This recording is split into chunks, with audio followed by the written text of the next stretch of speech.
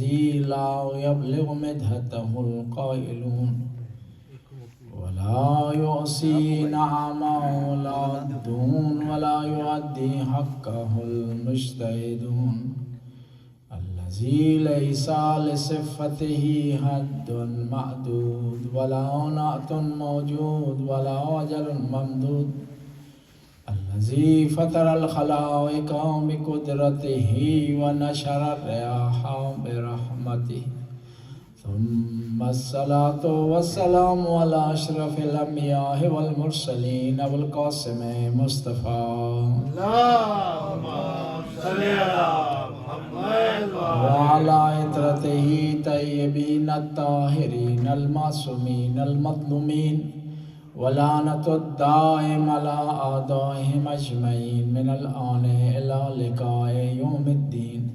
بسم الله الرحمن الرحيم. قال الحسين عليه السلام لم أخرج بطرا ولا مفسدا ولا ظالما إنما خرجت لطلب إصلاح أمة جدي وآمر بالمعروف وأنهى عن المنكر وسير سيرة جدي وأبي صلوات پڑھ سکتے. اللهم صل على محمد وعلى محمد.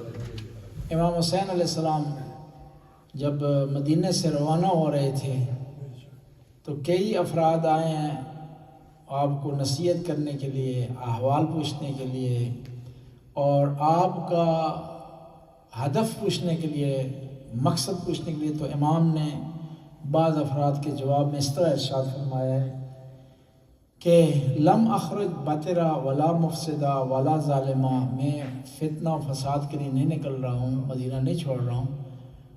انما خرجت لطلب اصلاح امت جدی، میں اپنے نانا کی امت کی اصلاح کے لیے نکل رہا ہوں. وَأَنْ آمِرَ بِالْمَعْرُوفِ، میں امر بالمعروف کرنا چاہتا ہوں. وَأَنْهَى عَنِ الْمُنْكَرِ، اور میں نہی عن المنکر کرنا چاہتا ہوں. وَسِيرُ سِيرَةَ جدی و ابی، میں اپنے نانا اور بابا کی سیرت پر چلنا چاہتا ہوں. اور مثلی لا یبایع مثلا، اور مجھ حسین جیسا یزید جیسا کی بیعت نہیں کرے. آج کی 3 مناسبتیں ہیں، تھوڑا تذکرہ کریں گے، اور تینوں مناسبتیں ایک دوسرے سے جڑی ہوئی. ایک ہے بعثت پیغمبر گرامی اسلام، دوسری ہے معراج، تیسری امام حسین کی روانگی ہے مدینہ سے. خود بعثت، نبی کریم کا مبعوث ہونا، اعلان نبوت کرنا، اس پر بھی ضروری ہے کہ بحث کی جائے. پہلے یہ دیکھنا ہے کہ اللہ تعالیٰ نے انبیاء کو کس لیے بھیجا، کس مقصد کے لیے بھیجا. انبیاء کسی چیز کی کمی تھی، وہ پورا کرنے کے لیے بھیجا ہے، کوئی خاص ٹارگٹ رکھا اس کا. خود قرآن ارشاد فرماتا ہے هو الذی بعث فی الامیین رسولا منہم، پاک ہے وہ ذات جس نے مکہ والوں کے درمیان ایک ایسے رسول کو بھیجا جو انہی میں سے ہے. بعث فیہم رسولا منہم یتلو علیہم آیاتہ، دوسرا اس کا کام یہ ہے کہ پہلے وہ انہی میں سے ہے، دوسرا کام اس کا یہ ہے کہ وہ قرآن کی آیت کی تلاوت کرتا ہے. وہ یزکیہم، اور ان کا تزکیہ کرتا ہے. وہ یعلمہم الکتاب والحکمہ، اور انہیں کتاب اور حکمت کی تعلیم دیتا ہے.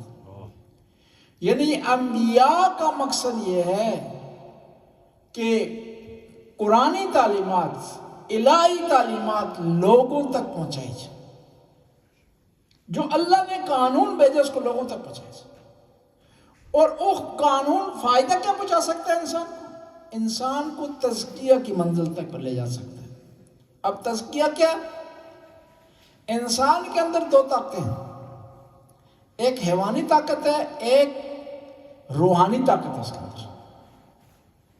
2 قسم کی انسان کے اندر کوالٹیاں پائی جاتی ہیں، ایک روحانی کوالٹی، ایک کیا ہے حیوانی کوالٹی پائی جاتی ہے. اس لیے انسان بعض چیزوں میں حیوانوں کے ساتھ مشترک ہے، اس میں حیوانوں میں کوئی فرق نہیں، اور انہی پر اگر اکتفا کرے تو وہ انسان نہیں کھلائے گا. کس طرح؟ ہم دیکھتے ہیں، حیوان بھی دیکھتے ہیں، اینیمل بھی دیکھتے ہیں. ہم کھاتے ہیں، حیوان بھی کھاتے ہیں. فرق یہ ہے ممکن ہے خوراک کا تھوڑا بہت فرق ہو، جی یہ ہو سکتا ہے. ہم چلتے ہیں، حیوان بھی چلتا ہے. ہم تولید مثل کرتے ہیں، افزائش نسل کرتے ہیں، حیوان بھی کرتے ہیں، اس میں یہاں تک مشترک ہے۔ لیکن کون سی چیز جو انسان کو حیوان سے ممتاز کرتی ہے، حیوان سے بڑا درجہ عطا کرتی ہے، وہ انسان کا عقل ہے، اس کے اندر ہمدردی ہے، اس کے اندر جو پیار ہے، اس کے اندر جو محبت ہے، اس کے اندر جو انسانیت ہے۔ اور یہ جب تک بیلنس رہے گا انسان کے اندر، روحانی قوت کا اور حیوانی قوت کا، انسان صحیح رہے گا۔ اور جب بیلنس خراب ہو جائے گا تو وہ حیوان بن جائے گا۔ پھر نواسہ رسول کو ضرورت پڑتی ہے کہ مدینہ چھوڑ دے۔ جب یہ انسان حیوان بن گیا، اس کے اندر ماں بہن کی تمیز نہیں رہی، اس کے اندر عقل نہیں رہا، اس کے اندر شعور نہیں رہا، وہ نبی کی تعلیمات، جو نبی اللہ کے تعلیمات لائے تھے، ان سے منحرف ہونے لگا، تو نواسہ رسول جو اللہ کے نمائندے تھے، انہوں نے مدینہ چھوڑا۔ حالانکہ اس مدینہ میں بڑی آبادی تھی، کسی اور نے کیوں نہیں چھوڑا؟ یہ بڑی بڑی شخصیات ہیں، عبداللہ بن عمر ہیں، عبداللہ بن زبیر ہیں، بڑے بڑے صحابہ ہیں۔ صحابہ کہاں رہتے تھے؟ یہیں رہتے تھے نا۔ پیغمبر کی وصال کو 50 سال زیادہ نہیں گزرے، یہیں رہتے تھے۔ اور کون سے لوگ ہیں مدینہ میں؟ یہ وہ لوگ ہیں مدینہ میں جنہوں نے امام حسین کو پیغمبر کے کندھوں پر دیکھا، سجدے کی حالت میں امام حسین کو دیکھا ہے، اور یہ بھی دیکھا ہے یہ حسین ہے جس کے لیے پیغمبر نے سجدہ لمبا کیا ہے، یہ حسین ہے جس کے لیے پیغمبر نے منبر چھوڑا ہے، یہ وہ حسین ہے کہ جن کو عیدگاہ میں لانے کے لیے اللہ کے رسول سواری بنے۔ ان کے درمیان سے اللہ کے رسول کے نواسے مدینے کو چھوڑ رہے ہیں، کوئی نہیں آ رہا۔ اس کا مطلب یہ ہے کہ اللہ کے راستے میں وہی قربانی دے گا جو اللہ کا بندہ ہو، وہی دے گا جو خالص ہوگا، وہی دے گا جو اللہ کا چنا ہوا ہوگا۔ اگر ہمارے امامت پر کوئی بھی دلیل نہ ہونا، صرف یہ واقعہ کربلا ہمارے لیے کافی کہ کون ہے اللہ والا جو اللہ کے دین کے لیے قربانی دے دے، جو اللہ کے دین کے لیے اپنا خاندان قربان کر دے، جو اللہ کے دین کے لیے اپنا وطن چھوڑ دے۔ پس نبوت کا مقصد کیا ہے؟ یتلو علیہم آیاتہ، قرآن کی تلاوت کریں۔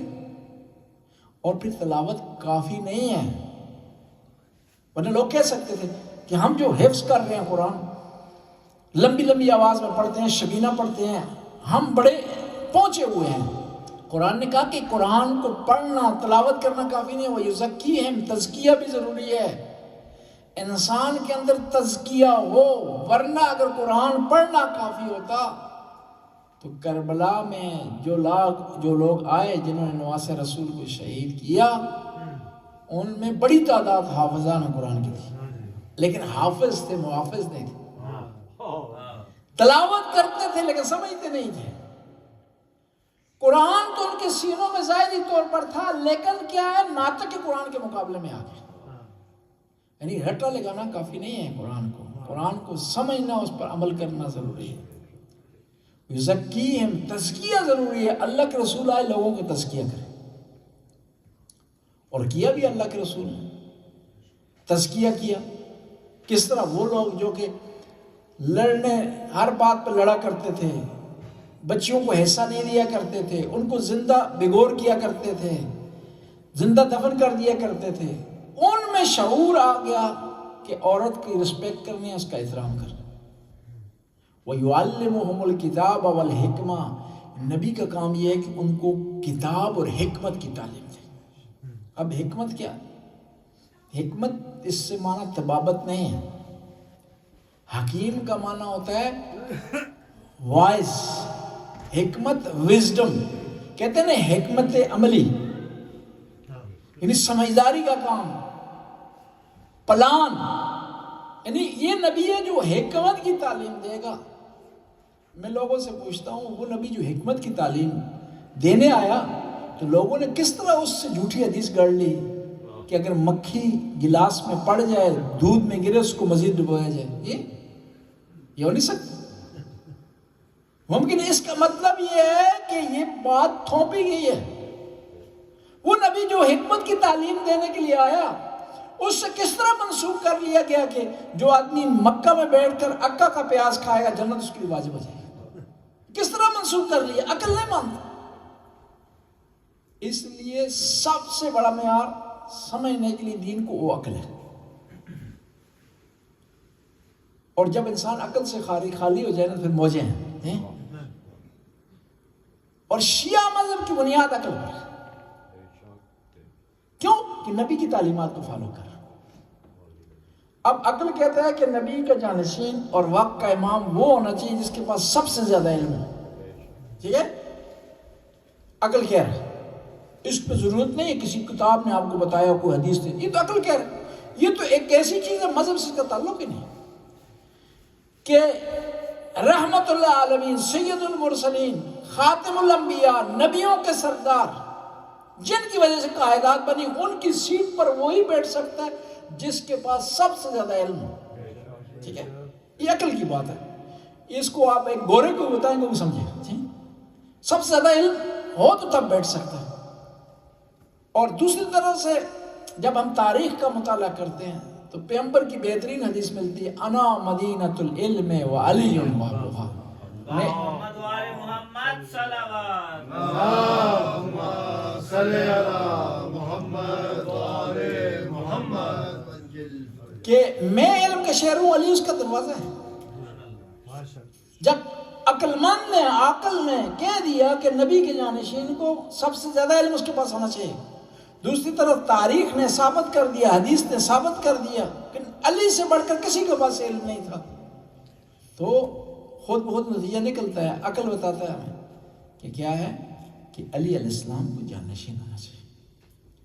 پھر ایک اور چیز، ایک اور کلیہ، عقل ہمیں بتاتا ہے کہ نبی کے جانشین کو بہادر ہونا چاہیے، شجاع ہونا چاہیے، جس طرح نبی شجاع ہے اس کا جانشین بھی شجاع ہونا چاہیے، بہادر ہونا چاہیے، صحیح؟ تو تاریخ نے بتایا کہ وہ بیٹھ کے جن کے یہاں بہادری کا کوئی قصہ ہی نہیں، یہ کوئی داستان ہے نہیں۔ خیبر کو دیکھیں تو پتہ چلتا ہے کہ کون کس نے جو ہے بہادری خیبر میں دکھائی ہے، کون ہے جس کے بارے میں پیغمبر نے ارشاد فرمایا لَأُوتِيَنَّ الرَّايَ غَدًا رَجُلًا كَرَّارًا غَيْرَ فَرَّارًا يُحِبُّ اللَّهُ وَرَسُولُهُ، کون ہے جس کے بارے میں احد کے میدان میں اللہ کے فرشتے نے ارشاد فرمایا لا فتح الا علی لا سیف الا ذوالفقار، کس کے بارے میں پیغمبر نے فرمایا ضربت ولی یوم الخندق افضل من عبادت الثقلین۔ افسوس کی بات یہ ہے کہ عقل نے کہا تھا کہ کیا بہادر کو بیٹھنا چاہیے اس سیٹ پر، بٹھا دیا اس آدمی کو کہ جو میدان میں کبھی کھڑا نہیں ہوا، صحیح؟ بلکہ وہ کیا ہے مین آف دا میچ ہے بھاگنے میں۔ پس ہمیں بتایا گیا، قرآن نے بتایا کہ نبی وہ ہے جو کہ حکمت کی تعلیم دیتا ہے، یعلمہم الکتاب والحکمہ، نبی کیا ہے جو حکمت کی تعلیم دیتا ہے۔ اور پھر نبی، اب سوال ہی پیدا ہوتا ہے کہ خدایا تو نے لوگوں کو ہدایت دینی تھی، اپنا قانون بھیجنا تھا، شریعت بھیجنی تھی، نبی کو بھیجنے کی کیا ضرورت ہے؟ قانون کو بھیج دیتا، لوگ فالو کرتے، صحیح نہیں؟ اس لیے نبی کو بھیجا تاکہ نبی عملی طور پر رول ماڈل کے طور پر اس قانون کو اپنے اوپر لاگو کرے اور دنیا اس سے سیکھے۔ اس لیے ہمارا نعرہ ہے نا کہ اللہ کی کتاب کافی نہیں ہے۔ ایک اور بات ہے، ایک اور نکتہ ہے، جس نے کہا نا اللہ کی کتاب کافی ہے میرے لیے، اس نے نبوت کا بھی انکار کیا، جی یعنی میرے لیے نبی کی ضرورت نہیں ہے۔ جب نبی کے ہوتے ہوئے اللہ کی کتاب کافی نہیں ہے، نبی کے ہوتے ہوئے کافی نہیں ہے، تو نبی کی بات کس طرح کافی ہوگی؟ اور پھر ہمیشہ ہر کتاب کے لیے ایک ٹیچر کی ضرورت ہوتی ہے، ایک ٹیچر کی ضرورت ہوتی ہے، کتاب کو ٹیچر کے بغیر نہیں سمجھ سکتا انسان۔ یہ قرآن نے کہا وَالَّذِي بَعَثَ فِي الْأُمِّيِّينَ رَسُولًا مِّنْهُمْ يَتْلُو عَلَيْهِمْ آيَاتِهِ وَيُزَكِّيهِمْ وَيُعَلِّمُهُمُ الْكِتَابَ وَالْحِكْمَةَ، کہ ہم نے نبی کو بھیجا ہے وہ تزکیہ کرے، حکمت کی کتاب کی تعلیم دے۔ ایک مثال کے ذریعے واضح کرتا ہوں، صلوات پڑھیں۔ اللہم صلی علی محمد وآل محمد۔ ہر نبی ایک معجزہ لے کر ہے، صحیح، اور معجزہ نبی کے زمانے کے مطابق وہ کرتا. حضرت موسیٰ کا معجزہ عصا یا ید بیضا، صحیح، معجزہ تھا نا، یقینی بات ہے، قرآن نے ذکر کیا ہے، تاریخ میں آیا، معجزہ تھا. آپ سے سوال ہے کہ یہ معجزہ کب تک رہا؟ جب تک موسیٰ تھے. موسیٰ کے جاننے کے بعد وہ عصا معجزہ نہیں رہا، معجزہ نہیں رہا. اب قرآن ہمارے نبی کا معجزہ ہے، لیکن نبی کے جاننے کے بعد بھی معجزہ ہے. کیوں؟ وہاں موسیٰ کے جانے کے بعد عصا معجزہ نہیں رہا، کیونکہ موسیٰ کا کوئی جانشین اس طرح کا تھا نہیں جس طرح محمد کا جانشین علی تھا.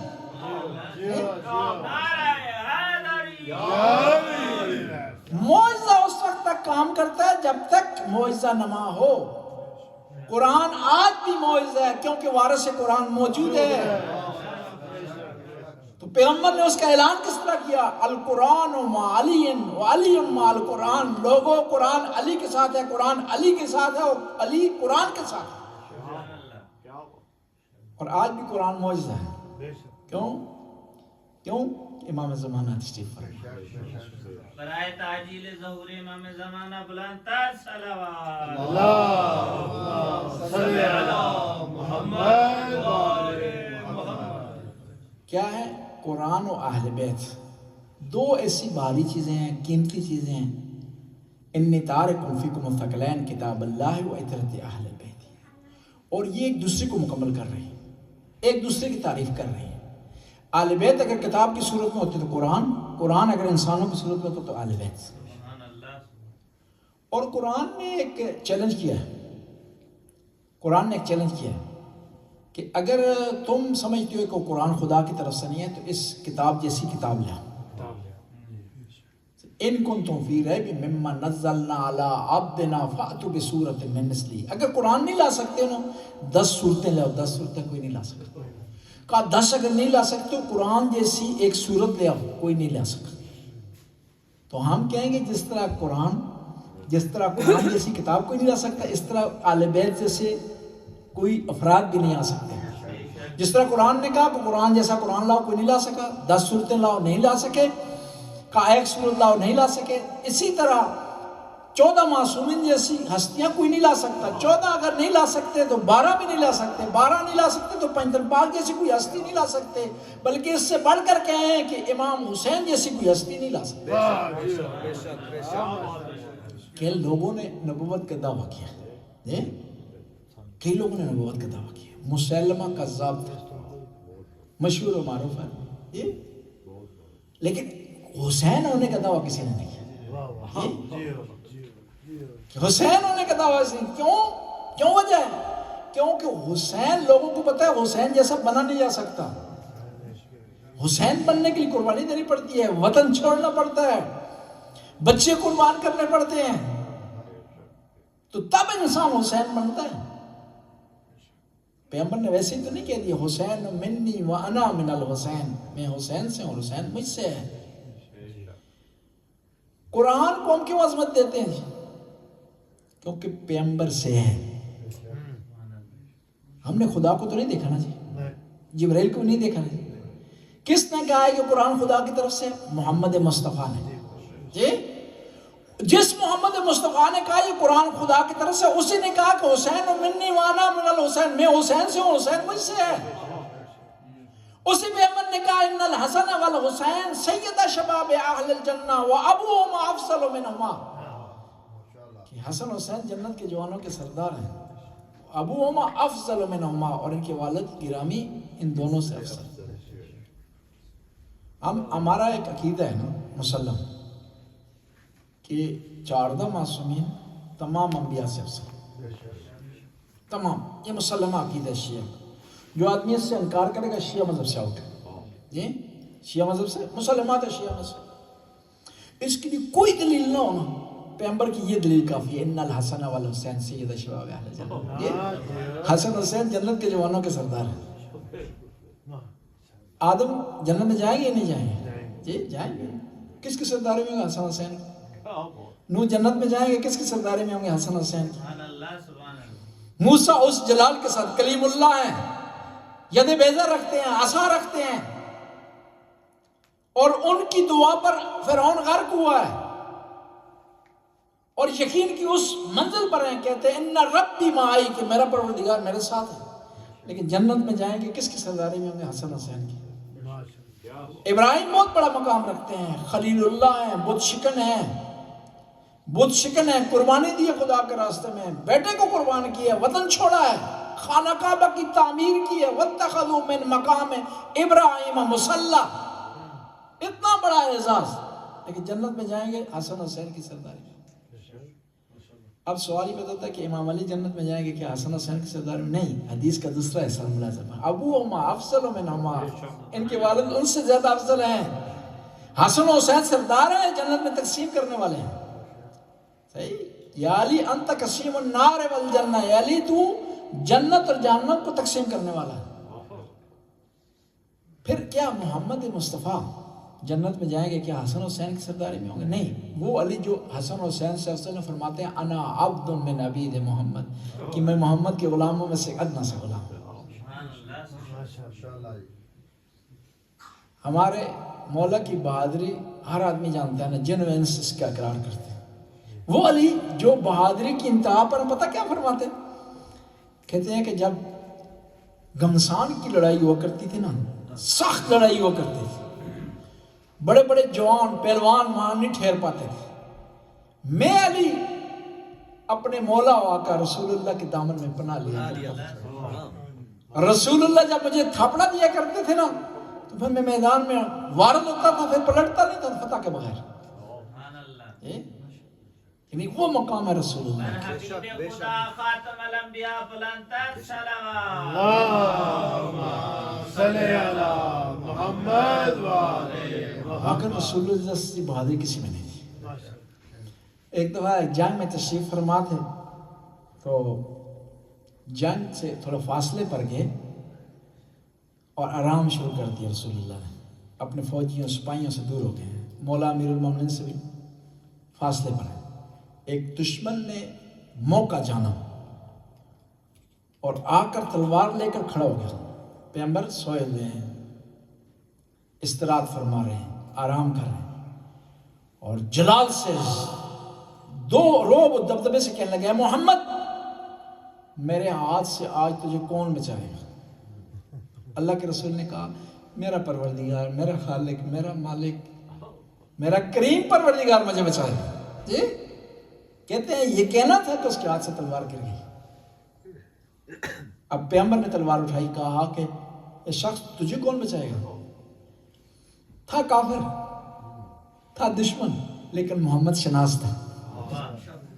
یہ کمال ہوتا ہے، بعض اوقات حیوان انسانوں سے بڑھ جاتے ہیں، بہتر ہو جاتے ہیں۔ جب وہ کسی خاتون کو بتا رہے ہو تو ناحق پر ہے، اس کا مطلب ہے کہ وہ حیوان افضل ہے اس خاتون سے جو ناحق جنگ کرنے جا رہی ہے، حیوان اسے بتا رہے کہ تو نے نہیں جانا۔ یہاں ہوتا ہے کہ کیا ہے، حیوان انسان سے بڑھ جاتا ہے اور انسان گر جاتا ہے۔ وقت کے امام کے مقابلے میں جو آ جاتا ہے وہ انسان سے گر جاتا ہے، انسانیت سے گر جاتا ہے۔ بل ہم ازل، کہ کیا ہے وہ، کیا ہے وہ ذلیل تر ہیں، کس سے حیوانوں سے بھی نچلی مرتبہ اور مقام رکھتے ہیں۔ محمد شناس تھا، محمد شناس ہونا ضروری ہے، علی شناس ہونا ضروری ہے۔ اور پھر یہ ہے کہ محمد مصطفیٰ اتنی عظیم ہستی ہے نا، ان کی معرفت کے لیے ضروری نہیں ہے کہ وہ مسلمان ہو۔ تو پتہ اس نے کیا کہا؟ اس نے کہا محمد تیرا کرم، تیری رحمت مجھے بچا لے گی، مجھے اور کوئی بھی نہیں بچا سکتا اس تلوار سے، تیری رحمت تیرا کرم بچا جائے۔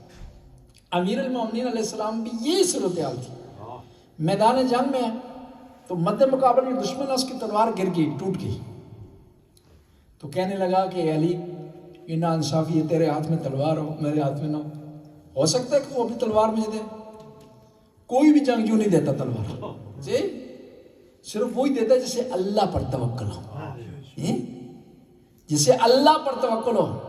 کہا علی اپنی تلوار مجھے دے دو پھر لڑو۔ مولا نے اس کے حوالے کی، صحابہ کرام نے شور مچایا کہ علی کیا کر رہے ہو؟ اپنے آپ کو خالی ہاتھ کر رہے ہو، نیتا کر رہے ہو؟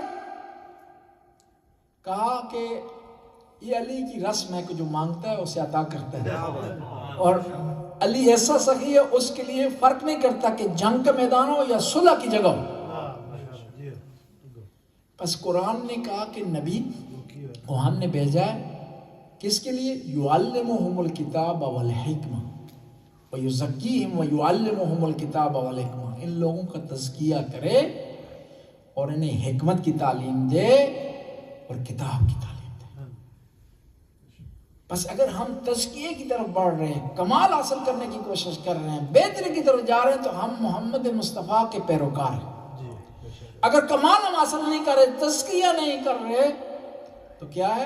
ہم اس راستے پر، اس مشن پر نہیں چل رہے۔ اب تزکیہ ہے کیا؟ تزکیہ کا اعلیٰ ترین مرتبہ یہ ہے کہ گناہ سے انسان کو نفرت ہو جائے۔ یہ کمال ہے، گناہ سے انسان کو نفرت ہو جائے، اسے گن آئے گناہ سے، گناہ کو اچھا نہ سمجھے۔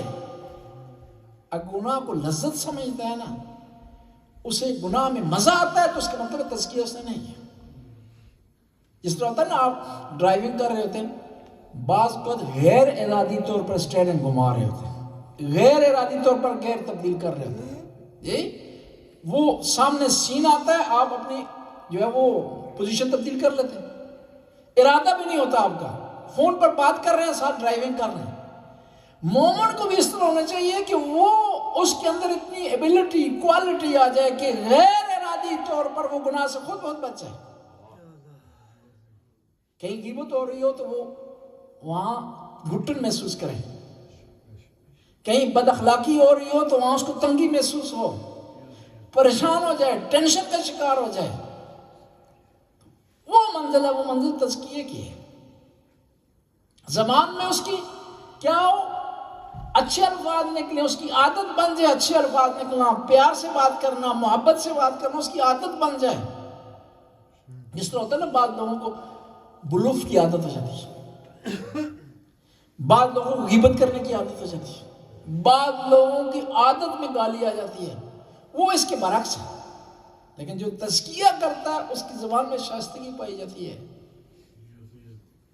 جس طرح ہوتا ہے نا، بعض لکھنؤ کے ادیب ہوتے ہیں، وہ جب بات کرتے ہیں تو ادب احترام سے بات کر رہے تھے جی، کہ وہاں اگر ٹانگے پر بیٹھے ہوئے تو گھوڑے کو کہتے ہیں تشریف لے جائیں جی، اور اس کے مقابلے میں ہمارے پاکستان میں آئے تو کوئی بھی گھوڑے کو تشریف نہیں کہتا تشریف لے جائیں، یہ کیوں رک گئے ہیں، کیوں نہیں حرکت کا فرما رہے ہیں، اس طرح نہیں۔ ایک مومن جو ہوتا ہے اس کی بات میں بھی اس طرح شائستگی پائی جاتی ہے۔ اور دیکھیں نا، پیار محبت سے بات کریں گے کبھی نقصان نہیں ہوگا آپ کو، کبھی بھی نقصان نہیں ہوگا، گھاٹا نہیں ہے اس میں۔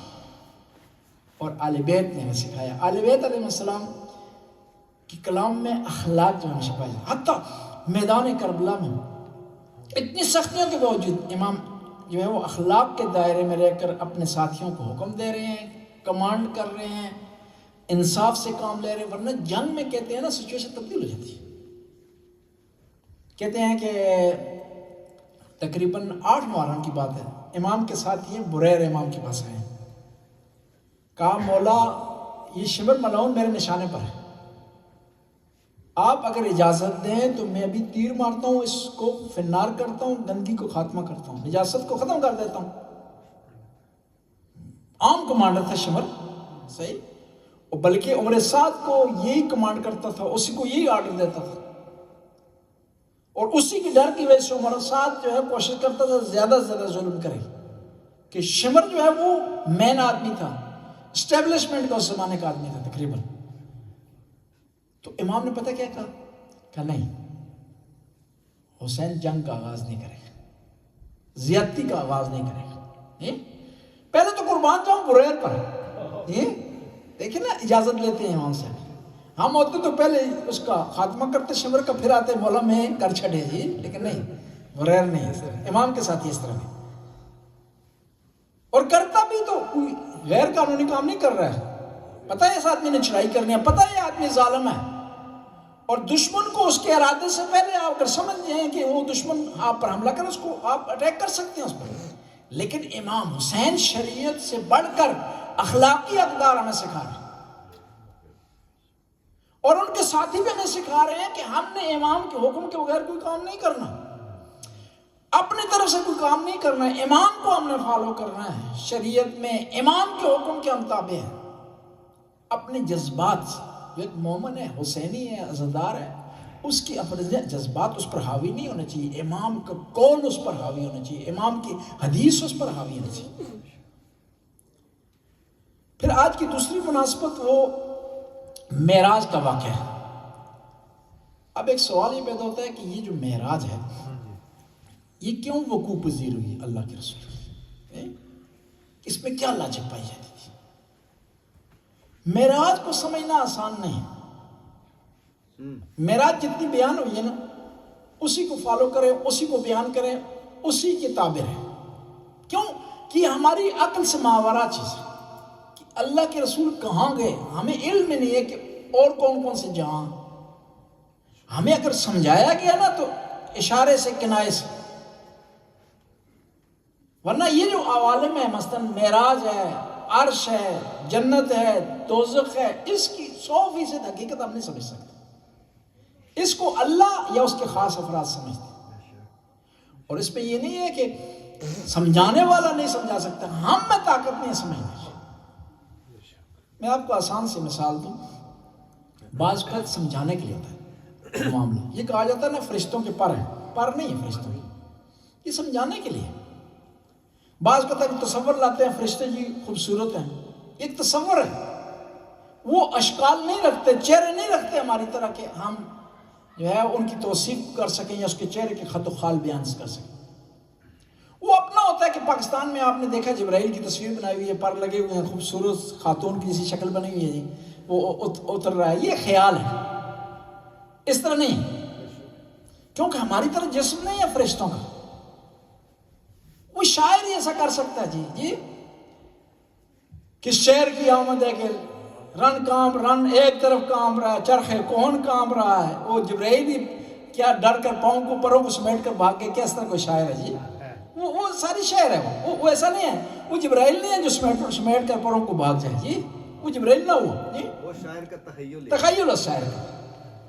یہ صرف سمجھانے کے لیے معراج کا واقعہ بھی اسی حد تک آپ کی خدمت میں پیش کر سکتے ہیں جتنا احادیث نے بیان کیا، اور اس میں بہت زیادہ اسرائیلیات ہیں، یا قرآن نے بیان یا قرآن نے بیان کیا یا ٹھنڈک احادیث نے بیان کیا، ورنہ اس میں جیلی احادیثیں بہت زیادہ ہیں۔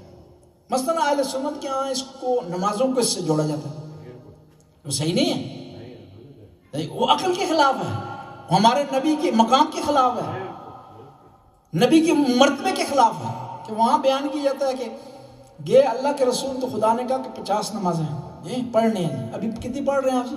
5 نا، ٹھیک، 5 ہی پڑھ رہے، زیادہ تو نہیں پڑھ رہے، 5 ہی پڑھ رہے، 50 نمازیں ہیں۔ پھر موسیٰ علیہ السلام تشریف فرما تھے، انہوں نے کہا جی 50 زیادہ ہیں، جاؤ واپس کروا کر، کم کروا کر، دوبارہ گئے، پھر لے کر آئے جی 30، پھر دوبارہ گئے، موسیٰ علیہ السلام نے کہا نہیں تیری امت کوئی نہیں پڑھنی ہے جی، ٹھیک ہے جی، کٹ کروا کے لاؤ، یہ نہ ہوا کہ لے آؤ تاکہ قوم پڑھے نہ امت ہے، امت بھی گناہگار ہو جائے تو تھوڑا مسئلہ بھی نعوذ باللہ خراب ہو جائے، نہیں نعوذ باللہ۔ یہ اس سے واضح پتہ چلتا ہے کہ اس کو حدیث کو گھڑنے والا کوئی یہودی تھا جو بتا رہا ہے کہ موسیٰ کا مقام بڑا ہے، اس کی سمجھ بڑی ہے، اس کا مرتبہ بڑا ہے، موسیٰ زیادہ جانتے اور زیادہ جانتا ہے، واضح ہے، لیکن اس کو مسلمانوں نے نہیں سمجھا۔ اور پھر نمازیں معراج پہ نہیں واجب ہوئی، نمازیں تو 2 ہجری میں واجب ہوئی، پہلے واجب ہوئی تھی کہ آپ نے ہر ٹائم کی 2 رکعت نماز پڑھنی ہے، پھر بعد میں حکم آیا کہ صبح کی 2 ہی رہ گئی، باقیوں میں اضافہ ہو گیا۔ معراج میں واقعی کمال ہوا ہے، پیغمبر کو ایسے مقامات دکھائے گئے ہیں جو اس سے پہلے نہیں دیکھے تھے۔ پوری احادیث کا جب مطالعہ کرتے ہیں، قرآن کی آیات کا مطالعہ کرتے ہیں، تو یہ نتیجہ نکلتا ہے کہ کچھ مطالب نکلتے ہیں جس سے پتہ چلتا ہے کہ پیغمبر کو خدا کیوں معراج پر لے گیا۔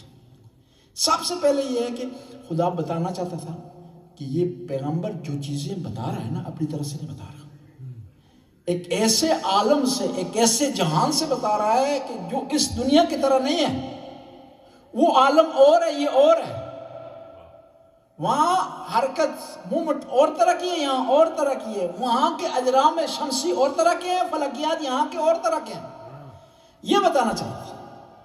دوسرا یہ بتانا چاہتا تھا کہ یہ نبوت اللہ نے جو محمد مصطفیٰ کو عطا کی ہے نا، اس نبوت کے درجے کو بڑھانے کے لیے اللہ نے معراج عطا کیا، یعنی ایک درجہ دیا، ایک مقام دیا رسول اللہ کو۔ اور پھر ایک اور چیز تھی، مشرکین ہی کہتے تھے ہاں نبی ہماری طرح ہے، ہماری طرح کھاتا ہے، پیتا ہے، رہتا ہے، سے ہماری طرح چلتا ہے، وہ شک و شبہ ڈال رہے تھے۔ خدا معراج پر لے گیا بتانے کے لیے کہ ظاہری طور پر تمہاری طرح، لیکن ایک اور عالم سے منسلک ہے، ایک اور جگہ سے منسلک ہے جس کو تم نہیں جانتے ہو، جس کو تم درک نہیں کر سکتے ہو۔ مشرکین کے اس دعوے کو کیا ہے کنڈم کرنے کے لیے۔ ایک اور چیز، رسول اللہ تک جو پیغام آتا رہا ہے نا، وہ جبرائیل کے واسطے تک جاتا رہا ہے، قرآن آیات ہو، پیغام ہو، وحی ہو۔ معراج پر ڈائریکٹ پیغام آیا دنیا کو بتانے کے لیے کہ جبرائیل صرف واسطہ ہے، پیغام صرف خدا کا ہے، اور یہاں واسطہ خدا کاٹ رہا ہے، معراج پر لے جا رہا ہے ڈائریکٹ بتانے کے لیے کہ یہ جو رسول اللہ ہیں یہ اپنے پروردگار سے منسلک ہیں، اور پروردگار سے رابطہ ہے ان کا، جبرائیل صرف واسطہ ہے۔ اس لیے بعض وقت یہودیوں کا یہ اعتراض بھی تھا نا، کہتے تھے کہ ان کے پاس جبرائیل پیغام لاتا ہے اس لیے ہم ان کو نہیں مانتے، میکائیل لاتا ہوتا تو مان لیتے، یہ میکائیل لاتا ہو تو مان لیتے۔ جس طرح وہ اعلان ہوا نا جی اس کا کہ امریکہ والے چاند پہ چلے گئے، ٹھیک ہے، تو ہمارے پاکستان کے ایک علاقے میں مولوی صاحب چلے گئے اسٹیج پر، انہوں نے کہا کہ یہ گئے ہیں 14ویں کی چاند پر، پہلے کی چاند پر جائیں گے پھر دیکھیں گے ہم۔ یہ ایک صلوات پڑھ رہا بس۔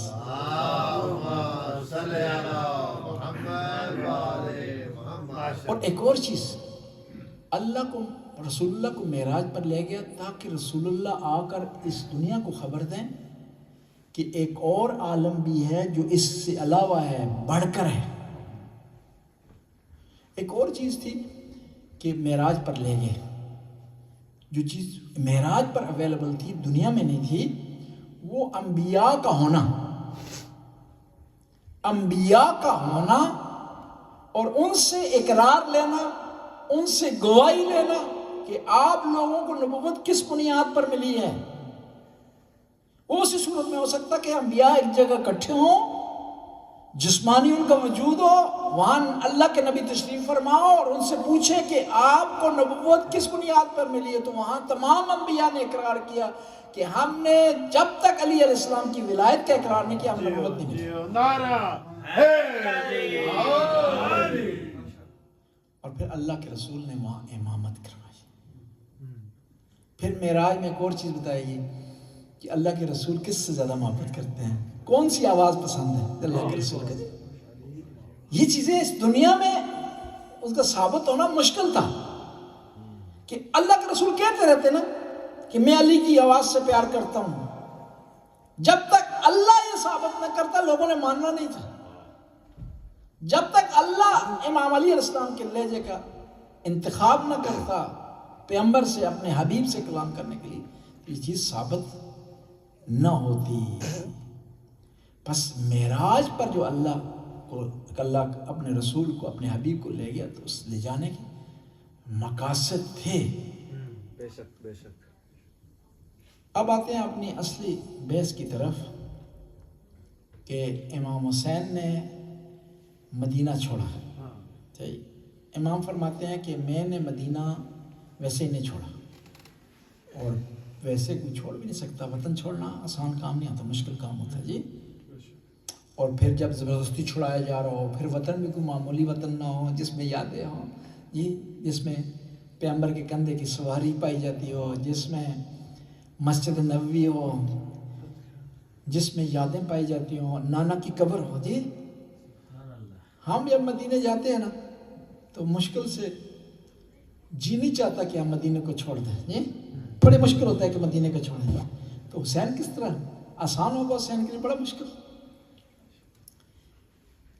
کہتے ہیں کہ امیر شام فنار ہوا تو یزید نے خلافت سنبھالی اور اپنے گورنروں کو خط لکھا کہ جہاں جہاں تم ہو اپنے علاقے کے معتمدین خاص افراد سے بیعت لی جائے۔ مدینہ کا جو گورنر تھا اس کو بھی خط آیا۔ خط میں اس طرح لکھا یزید نے، خذ الحسین بالبیت اخذا شدیدا، کہ حسین اگر بیعت نہ کریں تو زبردستی ان سے بیعت لی جائے۔ کہتے ہیں امام کو پیغام ملا کہ آپ دربار میں آئیں۔ امام کو پتہ تھا کیوں دربار میں بلایا جا رہا ہے۔ امام دربار میں گئے اور اندر اکیلے تشریف لے گئے اور بنی ہاشم کے جوانوں کو دروازے کے پیچھے کھڑا کر دیا اور آواز دی، اگر میں نے اللہ اکبر کی آواز دی نا تو آپ لوگوں نے اندر آ جانا ہے میرا دفاع کرنے کے لیے۔ کہتے ہیں کہ امام حسین نے جب دیکھا سچویشن یہ کہ بیعت مانگ رہے ہیں تو کہا کہ میں نواسہ رسول ہوں، میں فاطمہ کا لال ہوں، میں اس طرح بیعت نہیں کرتا ہوں۔ اگر میں نے بیعت کرنی ہو نا تو روز روشن دن کے وقت بیعت کروں گا اور اس کا جواب میں کل تمہیں دوں گا۔ یہ امام حسین نے کہنا تھا یہ، اور اسی اثناء میں کہتے ہیں مروان وہاں موجود تھا، حکم کا بیٹا مروان، جس نے خلیفہ 7 کو قتل کروایا تھا۔ تیسرے خلیفہ کو قتل کروانے والے یہ آدمی ہے مروان۔ اس نے گورنر کو کہا کہ اگر آج حسین چلے گئے نا تو دوبارہ تمہارے قابو نہیں آئے گی۔ کہتے ہیں کہ بعض روایات میں ملتا ہے کہ وہ وضو کر رہا تھا اور وہ ڈائریکٹ تو کہہ نہیں سکتا تھا کہ امام حسین کی گردن اتار دی جائے، شہید کر دیا جائے۔ وضو کرتے کرتے اس نے اس طرح اشارہ کیا، جو بعض فرقوں میں ابھی بھی وضو میں نشانی بن گئی ہے، وضو کیسا بن گیا، اس طرح اس نے کہا۔ امام نے اسے دیکھ لیا، آواز دی، یبن زرقا، اے خراب عورت کے بیٹے، تمہاری ضرورت ہے کہ میرا نام لے؟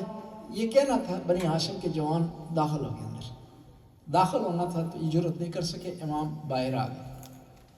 امام نے بنی ہاشم کے جوانوں کو کنٹرول کر لیا، روک دیا، لیکن راستے میں عباس بار بار کہہ رہے ہیں مولا کاش کہ مجھے آپ اجازت دے دیتے، اور یہ کیسے ہو گیا کہ میرے ہوتے ہوئے کسی نے آپ کا نام لیا ہے، آپ کی طرف اشارہ کیا ہے؟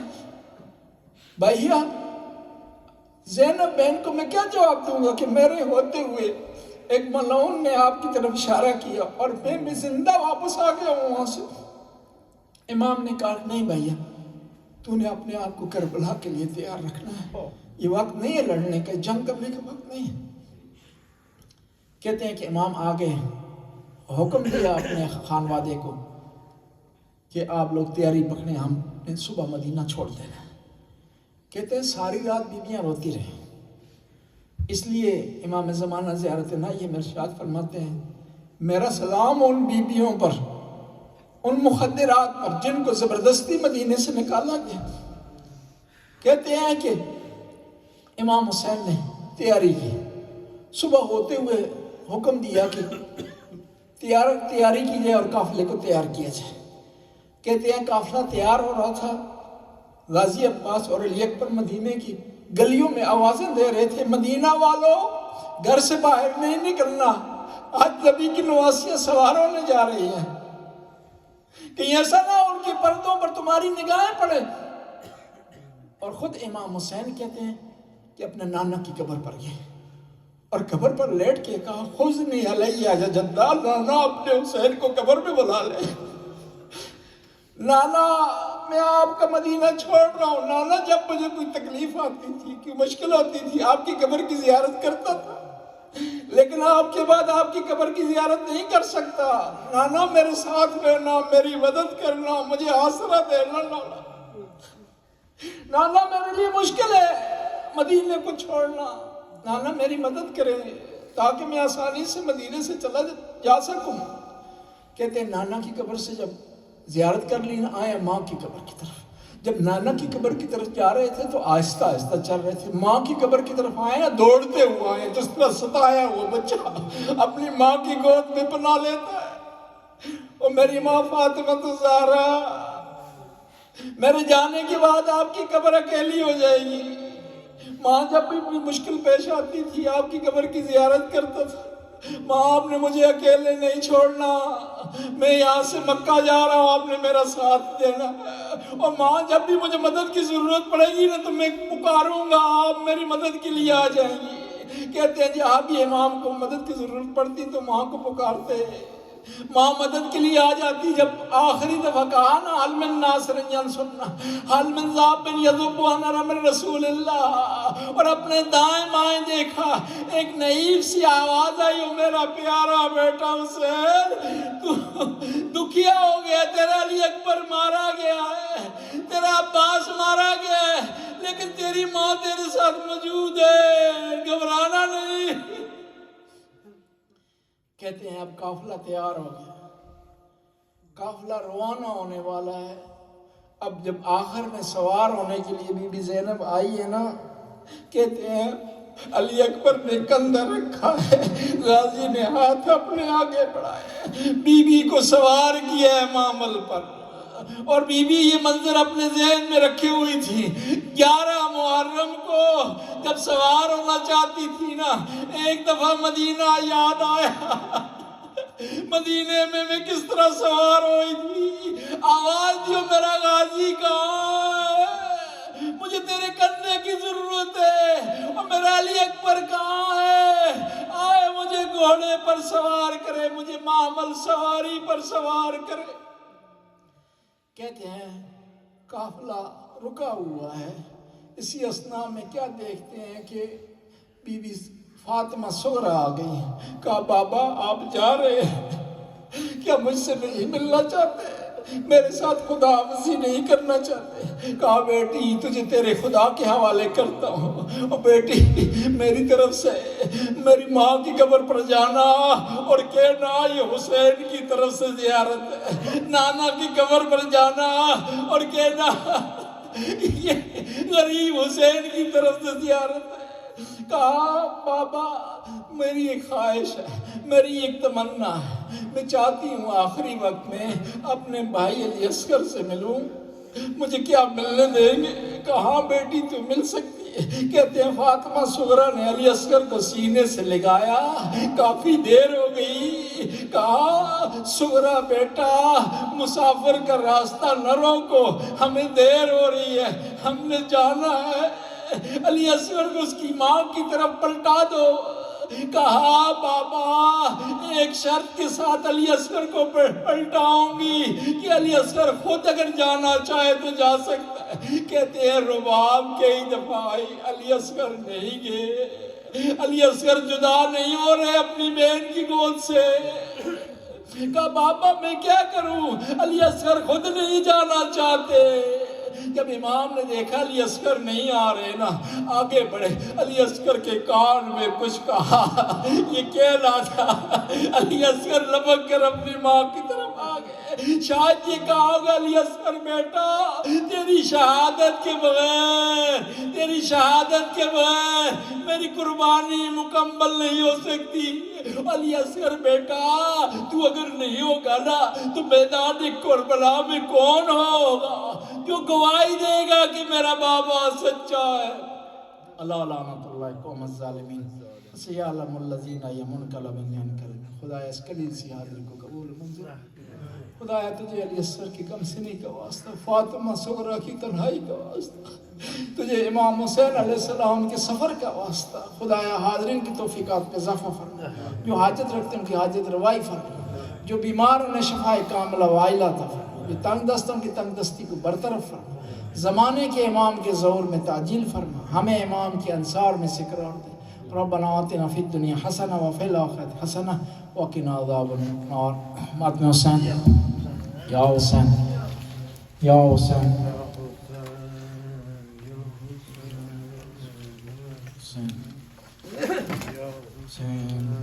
یا حسین یا حسین یا حسین یا حسین